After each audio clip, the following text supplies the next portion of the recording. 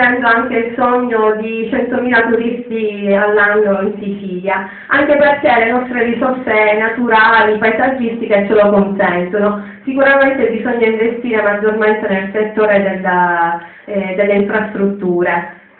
Quindi concludendo vorrei dire che sicuramente la nostra situazione potrebbe migliorare con dei forti investimenti direttamente sulle parti più svantaggiate del nostro Paese, il che è volto a ridurre e a frenare di conseguenza l'esodo dei noi giovani siciliani all'estero.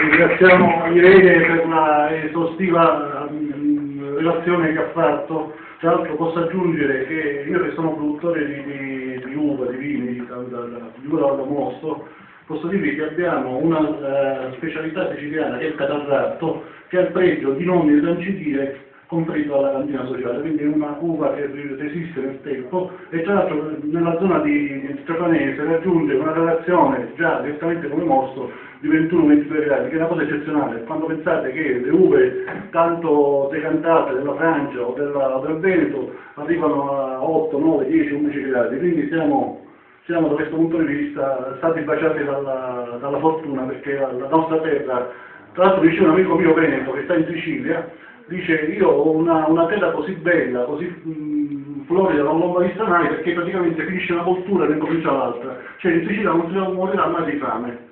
Però ultimamente di freddo si è morto, abbiamo avuto i crosciati, la prima volta che sento una cosa di questa in Sicilia. Ora, secondo la scaletta, a chi tocca? A Agostina, ecco, Agostina Toscana.